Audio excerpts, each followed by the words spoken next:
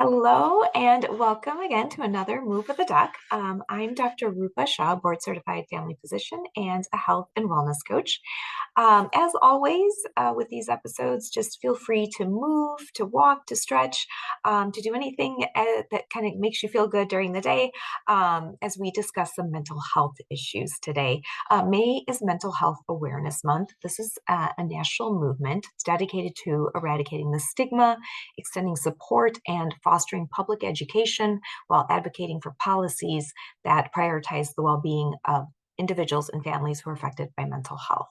And most, I would say, if not all of us, either know somebody who struggles with mental health issues or ourselves have had our own struggles. So I think this is always a very timely and important topic, but especially during the month of May. So I wanted to start just by maybe going over just a few of the most common mental health disorders that are out there and just talking a little bit about what they are and how they might present for folks. So let's first start by talking about anxiety.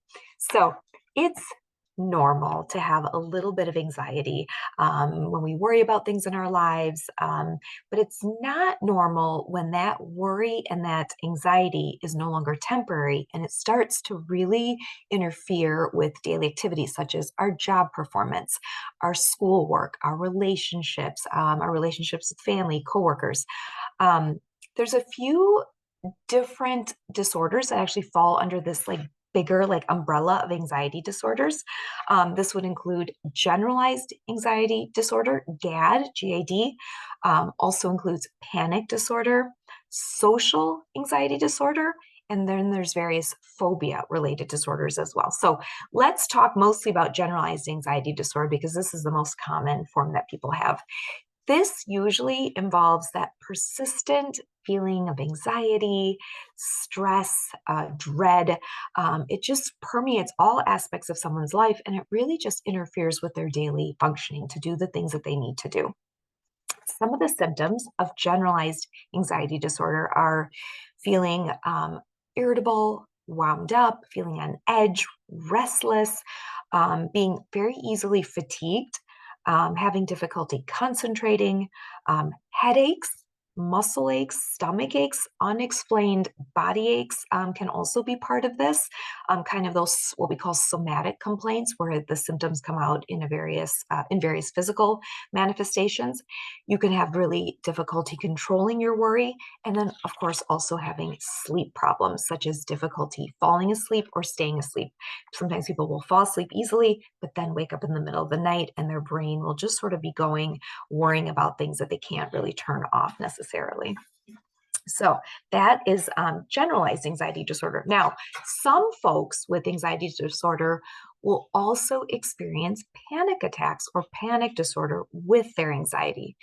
And panic attacks, as they sound, are very, scary to the individual. They're these sudden bouts of intense fear, discomfort. It's a sense of almost losing control in that moment, even when there is no clear danger or there's no trigger. So these don't happen when they're exposed to a stressful event. These can just happen out of the blue, which makes them really difficult.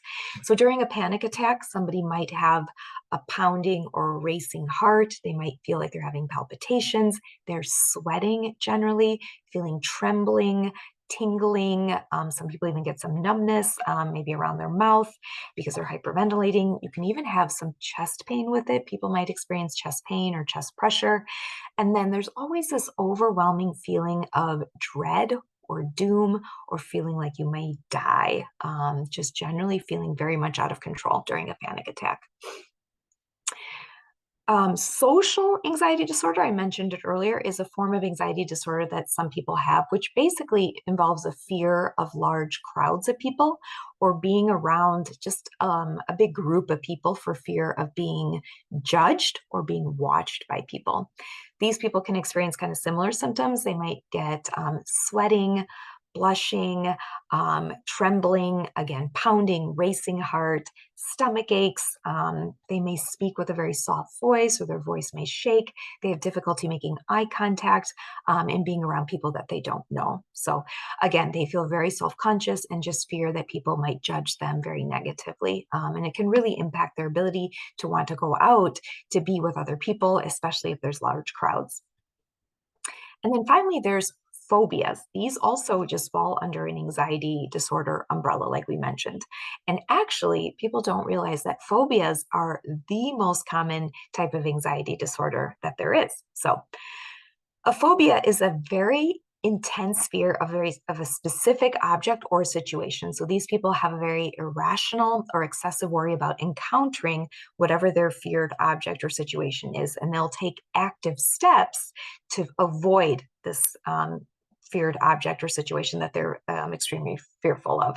And as you might imagine, and you yourself may have some of these, but specific phobias can include a fear of flying, which I sort of have, a fear of heights, specific animals like insects, spiders, snakes, and even dogs. Some people have a phobia of receiving injections or getting blood drawn, which is actually one of the more dangerous phobias, because those types of phobias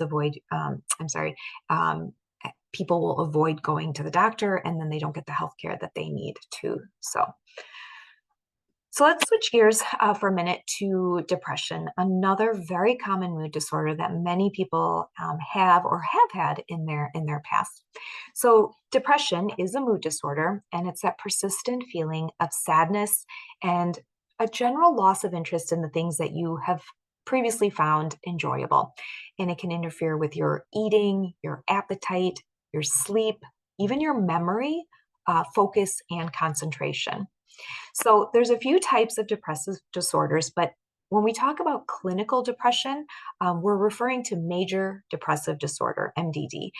Often we just call this depression, but it's classified in the DSM as major depressive disorder. And it is the most common type of depression that's out there. Some other types of depression, though, include premenstrual dysphoric disorder, or PMDD as it's known. As you would imagine, this occurs with the premenstrual phase that women, right before they get their period, and they'll have mood symptoms such as extreme irritability, anxiety, depression, and then these symptoms will actually improve within a day or two of getting their period.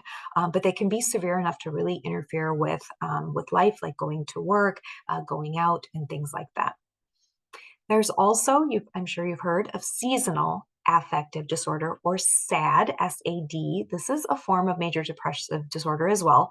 And this typically arises in the fall and winter months and will go away and resolve for people in the spring and summer. And again, has been linked to maybe that lack of sunlight and some other factors that play a role.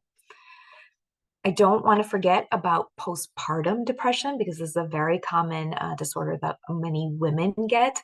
And the hallmark of this really is that it occurs usually within the first 4 weeks of delivering the baby. But the signs and symptoms of all of these depressive disorders can be similar. So feeling sad, depressed, hopeless, worried. Children and adolescents may present a bit differently. They may get more irritable rather than sad and down. We're not enjoying the things that used to bring us joy. You can become easily frustrated and irritated. Other symptoms might include eating too much or eating too little. So you might either gain weight or lose weight. So those are two things that we always ask people about too, is their appetite. Sleep is always another big symptom of depression. People can have trouble sleeping, such as falling asleep. But on the flip side of that, some people actually sleep too much, which is called hypersomnia. And despite the too much sleeping, they can still have fatigue, low energy, difficult time concentrating, making decisions, or even remembering things. So sometimes when people come in and they think that they're developing dementia, and sometimes we kind of roll that back and say, hey, how are your moods been lately? Because if they do have depressive symptoms, that can play a role in memory. Some people, again, will have more somatic or physical complaints, headaches, stomach aches, sexual dysfunction. These are all other symptoms that we see associated with depression.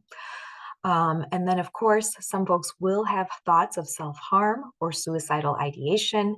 And so that's an important one, too, that we always like to ask folks about. Now, a lot of those symptoms I mentioned, it's really important too that you talk to your physician, because sometimes symptoms of depression can mimic other medical conditions. So you want to be sure that you discuss these with your physician, and if there's any laboratory testing that needs to be done to make sure that you don't have an underlying anemia, which can also make you fatigued, make you tired, and impair your concentration and focus, or hypothyroidism, which can make you gain weight, make you feel tired, and actually make you feel a little bit down and depressed.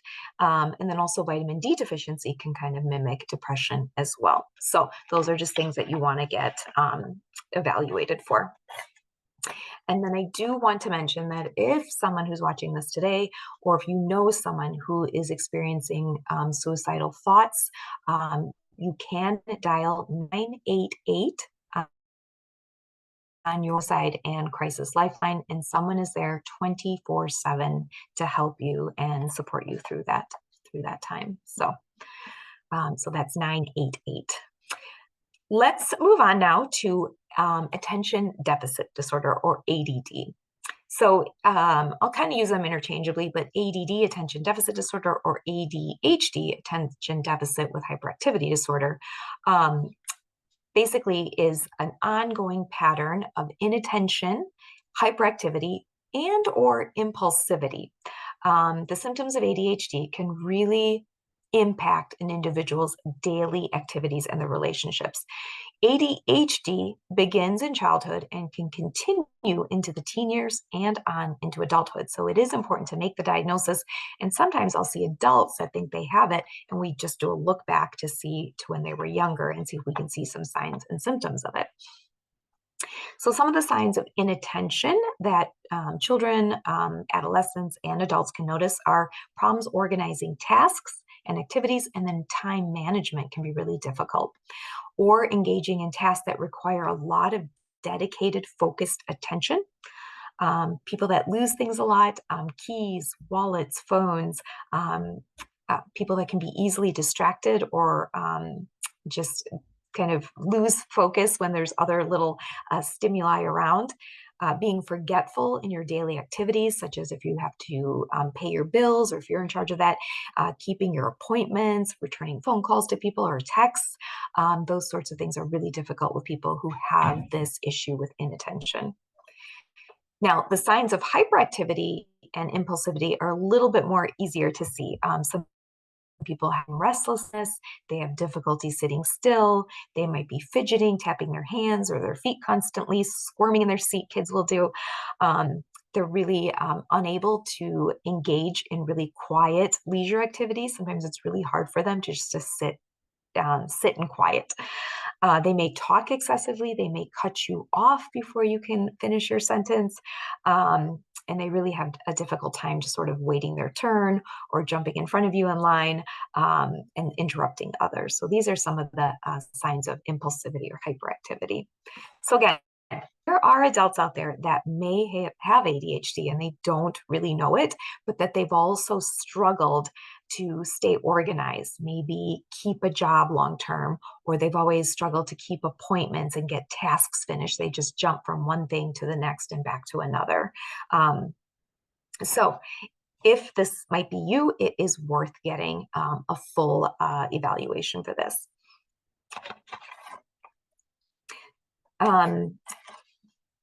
And the full evaluation for this, while your physician can make the diagnosis, and you're inattentive, impulsive, like thoughts you're having, your physician may say you have it, but it's really worthwhile, I think, to get what we call a full neuropsychological evaluation, because what we just talked about, anxiety and depression, and there's a lot of overlap between the different mood disorders. And some of the symptoms of anxiety and depression, like we talked, with difficulty focusing and concentrating, can make it look like you have ADD, when in fact you might be dealing with a mood disorder like anxiety or depression. And even learning disabilities can mimic ADD. So I really am a big proponent of people who think they have it to get a full neuropsychological evaluation with a neuropsychiatrist who puts you through a very long battery of tests and does a really thorough evaluation to give you that diagnosis.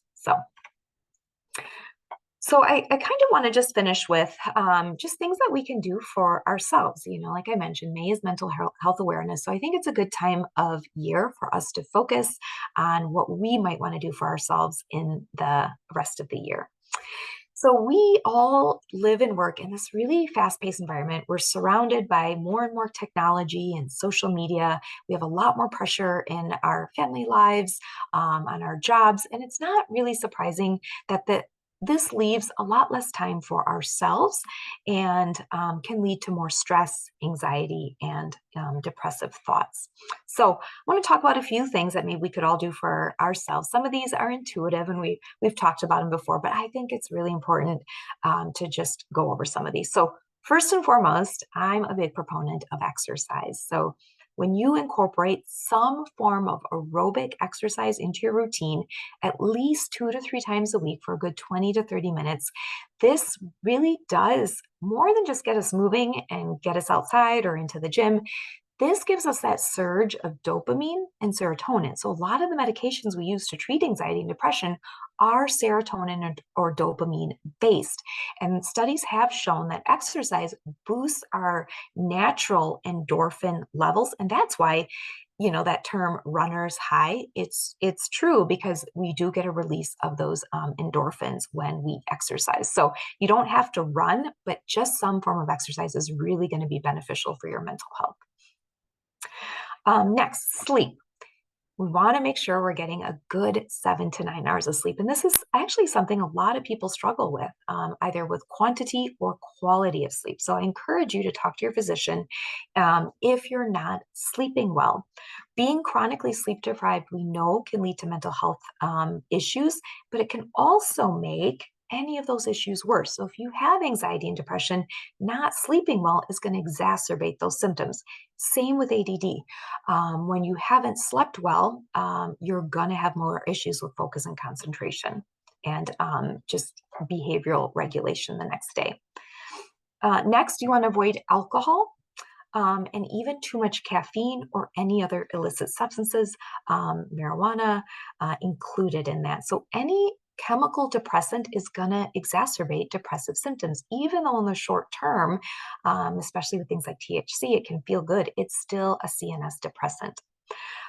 Too much caffeine in the form of coffee, or especially now with all these energy drinks on the market, can really worsen people's anxiety and they may not realize it. And in fact, sometimes I have seen people who drink too many of these energy drinks, not realizing how much caffeine is in some of these. I think more than almost 200 milligrams in some of these drinks. And that can actually lead to a racing heart, palpitations, feeling on edge, irritable, all those symptoms of anxiety. So if you have anxiety, it's going to exacerbate it. You may feel worse, but I think it can even create this state of a little bit of heightened anxiety. So really cut some of that out if you're struggling with your mood. I want to mention meditation. This is one of those things people hear mentioned. It's hard to do, but it is really important if you struggle with mental health issues to maybe think about developing a meditation practice. Real short, real brief. It can be just 10 to 15 minutes a day, any time of day that works for you. But this has really been shown over and over now that physiologically does calm our nervous systems down. And it can help lower blood pressure, lower our pulse, and even decrease the amount of cortisol. Remember, cortisol is that fight or flight hormone that's released from our adrenal glands. And there's a lot of thought that a lot of this chronic stress that people feel is keeping you in a state of heightened cortisol. So meditation can really just help lower those cortisol levels and help potentially with your anxiety and stress that people are feeling. Another thing that can really be important and could be helpful is a gratitude journal. It's It's easy to get caught up, I think, in social media, there's a lot of comparison. Oh, someone's life is better than mine. Oh, someone's doing better than me, or they look better than me, or their job is better than mine. But I think if we can turn a little bit inwards and focus more on the good things in our life, um, the support that you have from others in your life, maybe a nice meal or a small compliment that someone paid you, all of those small things, if we can focus on the good and if we write it down, the act of writing it down helps your mind and your brain focus on the positive aspects of your life, not just the negative things. And sometimes we can get into that negative type of thinking, and that's all we can sort of focus on. So we want to kind of flip the script and start focusing on the more positive aspects of our life. Finally, getting sunlight and setting your circadian rhythm. We've talked about this before, but especially I think important in the winter as we're talking about depression, seasonal affective disorder. Again, getting out in the sunlight, we get that vitamin D. We know low vitamin D levels can predispose us to mood disorders. Taking a supplement in the winter, especially as we live here in some of these northern latitudes, is really important to support our moods. If you can get outside into nature this summer too, you're going to get the benefits of the sunlight, which is mood boosting, as we know, but also get the secondary benefit of being out in nature, which has been shown to help with mental health issues as well. So, lastly, incorporating omega-3 fatty acids. So these are, you can take this in the form of fish oil or just eating more foods that are rich in omega-3s like fatty fish. But those who have depression and other mental health issues have been shown to show some improvement with higher doses of omega-3 fatty acids. And then finally, I always say that connecting with others is a really important aspect of mental health issues. I think we tend to, when we're not doing well, get a little bit more isolated from people, which is natural. But if we can learn to kind of connect with others in a meaningful way and in real life, so not on social media, but not on Facebook and Instagram and TikTok, but really meeting with people and getting those connections, that can boost our mental health too. It's important to have those meaningful conversations and be around other people. So that's what I have for you today. Thank you for listening. I hope this month you will take the time to just see what it is that you personally need for your mental health and do those small things on a daily basis that can improve on your mental health. So have a good rest of your day, and I will see you next time.